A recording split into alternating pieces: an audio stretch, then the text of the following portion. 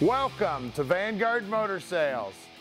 We specialize in buying and selling high quality muscle cars and classics. We get in new cars every day, so our inventory is constantly changing. If you'd like to go check out our website right now, we've got over 150 cars in stock. Hit this button up top. If you'd like to watch an About Us video, hit this button down at the bottom. Now let's go outside and check out what we've got for you today. All right, we're outside now here with our 1920 Dodge Brothers Fayette, and this baby is sweet. Now Tim's gonna tell you all about this baby, and if you wanna check out about 100 pictures of her, go to our website at vanguardmotorsales.com. We're gonna get it up on the lift so you can check out the underside. We're gonna get the hood up, check out that flat head under the hood. We're gonna show you everything you need to see. So Tim's gonna tell you all about this baby.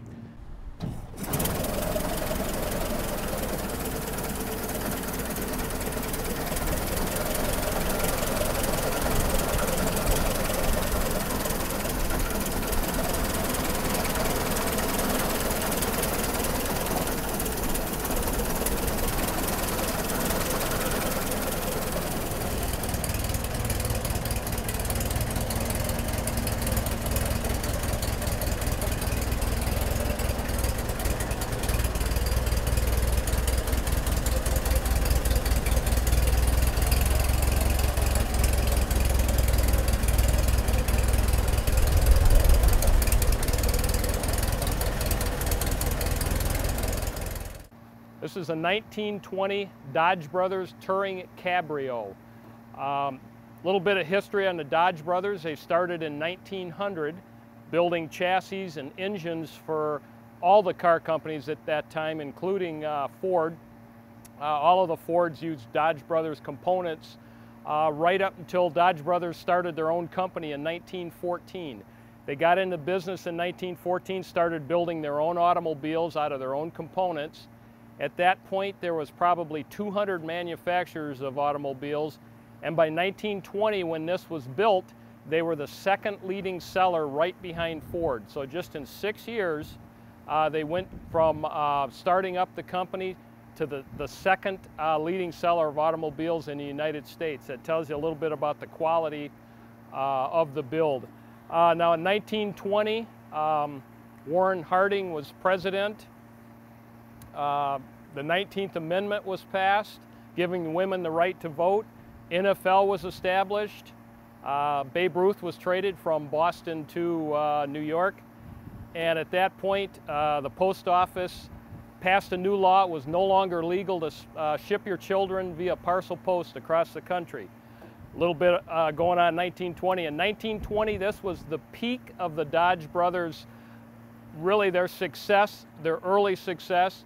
1920, both John and Horace passed away, and at that point the company started to flounder and was eventually bought by Chrysler and really didn't get back to prominence until the 1960s. So in 1920, this was the peak of really the Dodge Brothers' elegance and quality. If you look at this, you'll see some innovations from the 1920s. A lot of people know the Tucker or even the modern Mercedes that have the third headlight that turns with the wheels. 1920 Dodge already had that technology. You turn the front wheels, the third light follows. Walking around the car, you see it had a high clearance and you see it had big tires. Really, this was, you could consider it an early SUV. Back then, you did not have a lot of paved roads. A lot of the roads were mud, dirt, cobblestone, and they needed a high clearance to really take care of driving conditions back there. Going to the side, you see a couple of things. This being as Greg mentions, a Phaeton or a touring cabrio. It does not have side windows. It does have a convertible roof that goes down, and what these would have curtains that go in the rods, and if you did travel in bad weather, you could put up curtains.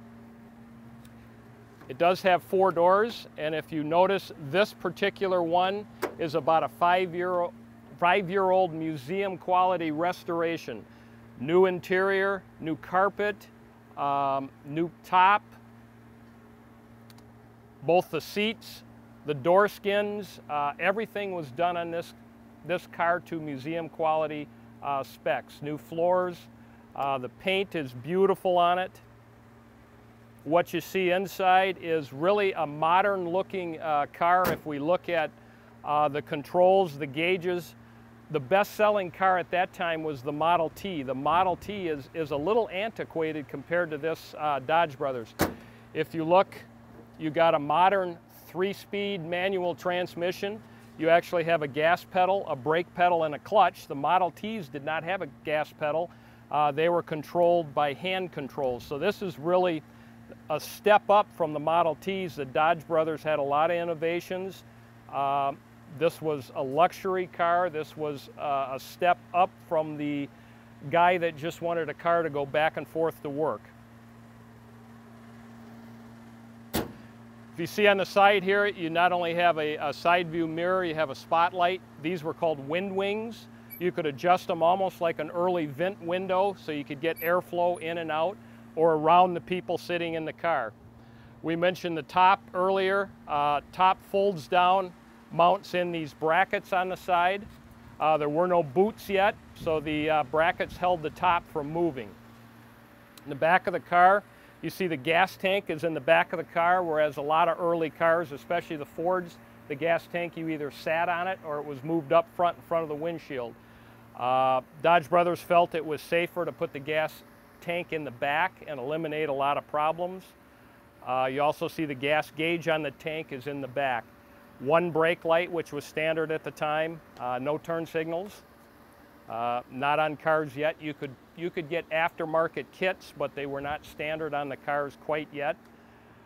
If you move to the side, you see the wheels are actually wooden wheels. These are painted blue to match the car, but actually wooden spokes.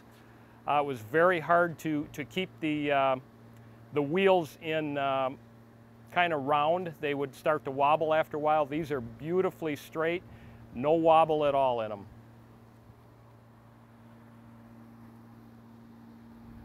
If we go around to the other side, we can pull up the hood and take a look at the engine.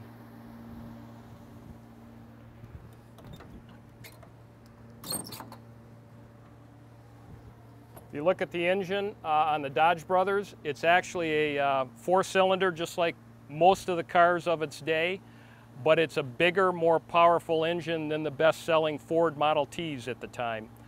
Probably about 15 to 20 more horsepower on it. See, it's got a big flare horn as well. Oil can to do your own maintenance. Back then, when you got an owner's manual, wasn't so much told you about how to operate the car as actually how to make your own repairs and how to keep the maintenance up on the cars. This on the side, this is a bracket that holds on what would be 3 containers. You'd have a container for gas, oil, and water for traveling. And when I say traveling, it could be as short as a half-hour trip. You'd really need those containers. There wasn't a gas station on every corner like there is now. A half-hour trip was a long trip back then. So you'd strap on your 3 containers of gas, oil, and water. Now that you've had a quick look at the car, we'd like to give you a chance to go right to our website. You can click the button right up to your left here to do that. If you'd like to subscribe to our YouTube channel, click the subscribe button and you can check out a bunch of hot rod videos. Now let's get back and check this car out.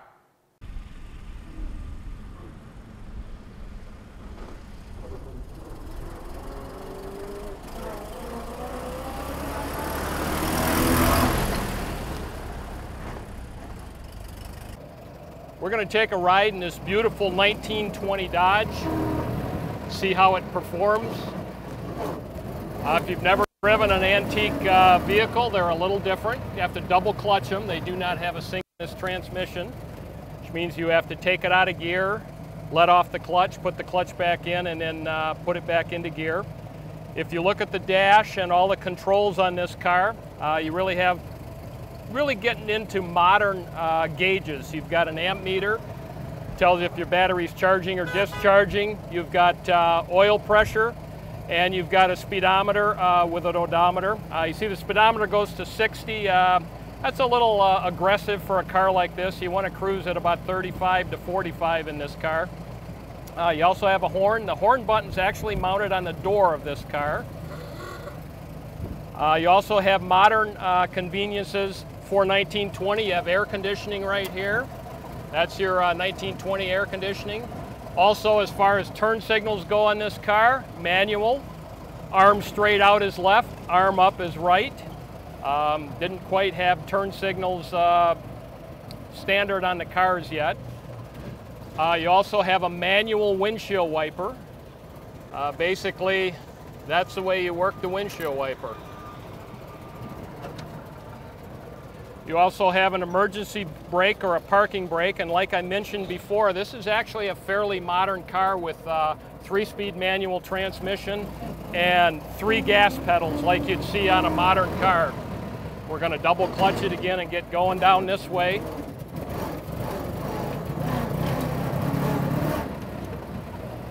Now these cars grew out of carriages, so not only were they built for the roads at that time, like I mentioned, but they actually have a suspension built for cobblestones and dirt rutted roads, so they actually ride pretty nice on a modern road. As I mentioned before, this is about a 5-year-old restoration, museum quality, really very, very nice, all the way from the floorboards up through the body. We get the term floorboards because these actually have boards for the floor. That's where that term comes from. The floor on these are wood, and all the wood has been replaced on this. As far as the body goes, Dodge did a lot of innovations. This is an all-steel body, which was very unusual for the time. Nearly every car came with a wooden frame body. All the Ford, Chevys, all the cars of that era came with wooden frames in the body covered with steel. Dodge was all steel on the body, so this is an all-steel body. The only wood you'll find is in the floorboards. Very beautiful car. In fact, my great-grandfather drove one of these. He drove it right up until his death. He died peacefully in his sleep, just the way I want to go, not kicking and screaming like all the passengers in his car. We're going to get a little speed up here. These had about 40 horsepower, maybe a little more than 40 horsepower. So they will climb a hill, but not to the point where you're going to be towing a boat. Very, very smooth. Transmission on this is very smooth. Acceleration's good. This car has just gone through a complete tune-up. Now you may be wondering the 2 controls on the steering column. This is actually ignition or acceleration, kind of an early cruise control. You can set the not only the idle speed, but once you get going, you can move it upwards, and you can actually lock in the speed if you're going along at a good speed. The other one is Spark Advance. Modern cars have a modern Spark Advance run by a computer. When you slow down, speed up, go uphill, downhill, the Spark Advance will move. This one you got to manually do it. You'll retard the spark going uphill or at a slow speed, and you'll increase the spark when you climb a hill, go downhill, or run at a high speed. Really a very nice driving car. As you see, no hands, and it goes nice and straight. It brakes straight, it goes straight, rides nice. Just a beautiful example of a 1920 Dodge Brothers Touring Cabrio. All right, we're underneath the 20 Dodge. You can see they've got the gas tank mounted in the back here. That is a really big deal. Ford was still putting them up front till like 32. It's got mechanical brakes on her. Look at those brakes, unbelievable. Those babies probably stopped on a dime. That had a lot of stopping force. All the mechanical, everything looks original. I don't see anything jerry-rigged. It all looks original to the car. The rear end's got a torque tube on it. Normally we count what the ratio is. It's got a cutout for the exhaust. Talk about early hot rod. I mean, that cutout is cool as can be. Unbelievable. Open that baby up, hot rod it. Batteries mounted underneath here. Torque tube's got looks like a little leather cover here, keeping it nice and clean. Everything's nice and clean underneath here. Frame's nice and straight. All the metal looks good. I don't see any patchwork or anything. I mean, this baby's beautiful. We've been out driving it. You saw we were having a blast driving it. This is just one sweet machine. It's got a galvanized oil pan on it. That is so cool. It's just a beautiful car. You can see that these are all oil lines coming off the, that's probably the oil pump there. Absolutely beautiful car underneath. I love it. The Dodge boys really knew what they were doing back in 1920 when they put this machine together. Let's look at wheels and tires. All right, it's got great looking tires on it, split rims here. The wood looks great, the hubs look great, and look at the way them babies spin. No problem whatsoever. And right here's that linkage going to that spotlight in the front that follows the steering. Man, is that cool. Let's look at the rear. Out back here again, wood wheels. You can see they've got them bolted to the hub here. That's the brakes. Everything looks great. Again, she spins great. It's an inner tube tire. I mean, this is such a cool car. Let's lower it down and take a look under the hood. All right, under the hood here, we're gonna consider this numbers matching. There's the date right there, 7/30/20, that this baby was built. Then the serial numbers right here. Guys had to carb off and cleaned it all up, and it's got it in good working order. We got an oil can here for lubricating stuff up. Take a look at that generator. Beautiful. There's the horn. Everything's painted up nice under here. I mean, done up well. You'll see it. You've already seen us out driving it. I love it. It's an awesome vehicle. Let's swing around the other side and we'll take a look at the other side. Over here, we've got the water pump, the distributor. It's got new wires on it. These little twisties here are actually compression releases. So if you need to crank it by hand, you can release all the compression so you can get that first turn. It's got a modern day coil bolted up here. They've got it clamped in place, so get a little better performance. Car runs awesome. We love it. It's a 4-door, it's a Phaeton, it's a Dodge Brothers, it's a 1920. And if you want Vanguard Motor Sales to park this dream in your driveway, just give us a call at 248-974-9513. All right, we've made it really easy for you. Click on any one of these 5 pictures here and it'll take you right to whatever you're interested in. We're gonna give you about 30 seconds here to click these pictures. If you need more time, just go back in the video and click that picture.